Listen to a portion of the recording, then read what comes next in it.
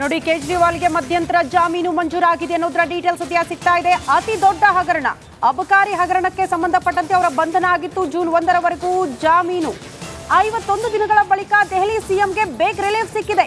ಕೇಜ್ರಿವಾಲ್ಗೆ ಮಧ್ಯಂತರ ಜಾಮೀನು ಮಂಜೂರಾಗಿದೆ ಅನ್ನೋದರ ಡೀಟೇಲ್ಸ್ ಸದ್ಯ ಸಿಗ್ತಾ ಇದೆ. ಜೂನ್ 1ರವರೆಗೆ ಜಾಮೀನು ಮಂಜೂರು.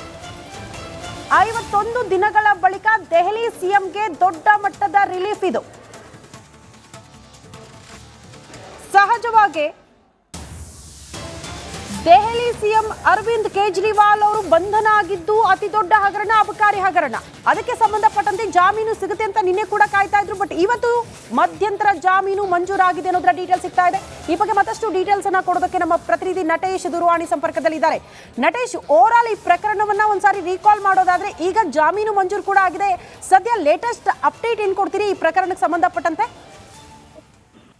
ಶ್ರುತಿ, ಖಂಡಿತ ದೆಹಲಿಯ ಏನು ಅಕ್ರಮ ಅಬಕಾರಿ ಹಗರಣಕ್ಕೆ ಸಂಬಂಧಪಟ್ಟಂತೆ ಏನು ಜೈಲು ಪಾಲಾಗಿದ್ದಂತಹ ದೆಹಲಿಯ ಸಿಎಂ ಕೇಜ್ರಿವಾಲ್ ಅವರಿಗೆ ಇಂದು ಜಾಮೀನು ಮಂಜೂರಾಗಿರ್ತಕ್ಕಂಥದ್ದು. ಯಾಕಂದ್ರೆ ಅಬಕಾರಿ ನೀತಿ ಹಗರಣದಲ್ಲಿ ಇಡಿ ಅಧಿಕಾರಿಗಳು ಏನು ಅವರನ್ನ ಬಂಧಿಸಿದ್ರು.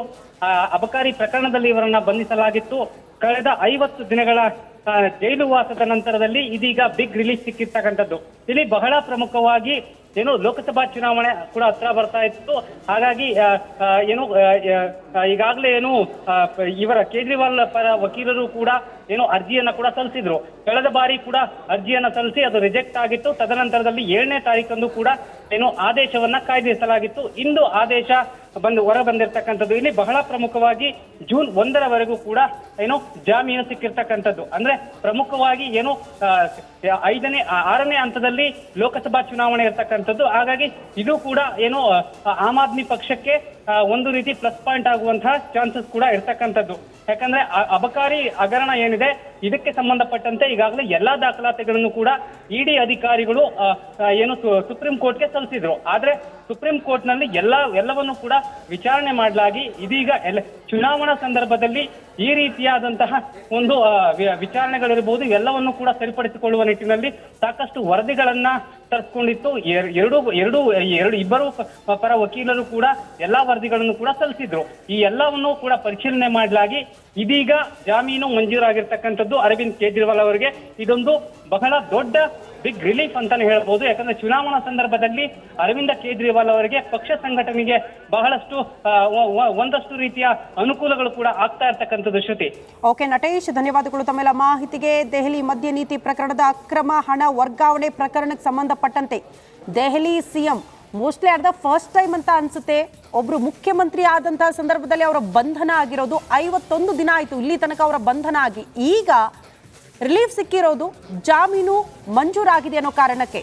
ಸಹಜವಾಗಿ ಒಂದ್ ಕಡೆ ಆಮ್ ಆದ್ಮಿ ಪಾರ್ಟಿಯವರು ಇದೊಂದು ದೊಡ್ಡ ಮಟ್ಟದ ಜಯ ಇದನ್ನೆಲ್ಲ ಭಾವಿಸಬಹುದು. ಬಟ್ ಮುಖ್ಯಮಂತ್ರಿ ಆದಂತಹ ಸಂದರ್ಭದಲ್ಲಿ ಅವರು ಬಂಧನ ಆಗಿರೋದು ಸಹಜವಾಗಿ ದೆಹಲಿ ಮಟ್ಟಕ್ಕೆ ಆಮ್ ಆದ್ಮಿ ಪಕ್ಷಕ್ಕೆ ಅದು ಅತಿ ದೊಡ್ಡ ಹಿನ್ನಡೆ ಅನ್ನುವಂತಹ ವಿಶ್ಲೇಷಣೆ ಕೂಡ ರಾಜಕೀಯ ವಲಯದಲ್ಲಿ ಚರ್ಚೆ ಆಗ್ತಾ ಇತ್ತು.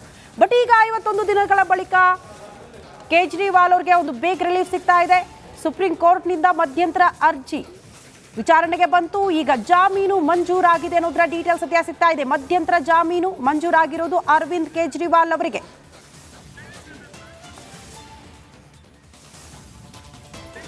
ಈ ಬಗ್ಗೆ ಮತ್ತಷ್ಟು ಡೀಟೇಲ್ಸ್ ಅನ್ನ ಕೊಡ್ತಾ ಹೋಗ್ತಾರೆ ನಮ್ಮ ಪ್ರತಿನಿಧಿ ನಾಗರಾಜ್, ನೇರ ಸಂಪರ್ಕದಲ್ಲಿ ಜಾಯಿನ್ ಆಗ್ತಿದ್ದಾರೆ. ನಾಗರಾಜ್, ನಾನು ಈಗಲೇ ಹೇಳ್ತಾ ಇದ್ದೆ, ಮೋಸ್ಟ್ಲಿ ಯಾವುದಾದ್ರೂ ರಾಜ್ಯದಲ್ಲಿ ಹಾಲಿ ಮುಖ್ಯಮಂತ್ರಿಗಳ ಬಂಧನ ಆಗಿತ್ತು ಅಂದ್ರೆ ಅದು ಅರವಿಂದ್ ಕೇಜ್ರಿವಾಲ್ ಅವರೇ ಅಂತ ಚರ್ಚೆಗಳು ಕೂಡ ಆಗ್ತಾ ಇತ್ತು. ಬಟ್ ಈಗ ಜಾಮೀನು ಮಂಜೂರಾಗಿದೆ. ಸದ್ಯ ಸುಪ್ರೀಂ ಕೋರ್ಟ್ನ ಆದೇಶ, ಏನೆಲ್ಲ ಷರತ್ತುಗಳನ್ನು ವಿಧಿಸಿ ಜಾಮೀನು ಮಂಜೂರು ಮಾಡಲಾಗಿದೆ. ಲೇಟೆಸ್ಟ್ ಅಪ್ಡೇಟ್ ಏನ್ ಸಿಗ್ತಾ ಇದೆ ಈ ಪ್ರಕರಣಕ್ಕೆ ಸಂಬಂಧಪಟ್ಟಂತೆ ಏನ್ ಮಾಹಿತಿ ಕೊಡ್ತೀರಿ?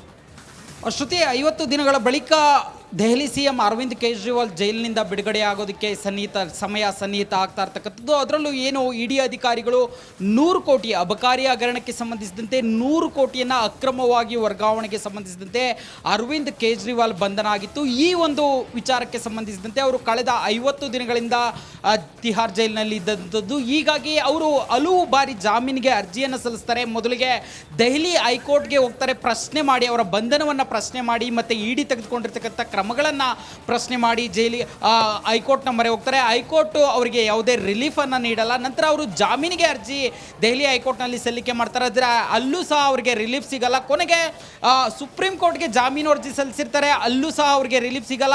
ಆದರೆ ಮಧ್ಯಂತರ ಜಾಮೀನು ಕೆಲವೊಂದು ಅನಾರೋಗ್ಯದ ಕಾರಣಗಳಿರ್ಬೋದು, ಮತ್ತೆ ಅವರ ಆರೋಗ್ಯದಲ್ಲಿ ಆಗ್ತಾ ಇದ್ದಂಥ ಏರುಪೇರುಗಳಿರ್ಬೋದು, Okay, okay, fine, ಇವುಗಳನ್ನ ನಾಗರಾಜ್. ಮುಂದಿಟ್ಟು ಒಟ್ನಲ್ಲಿ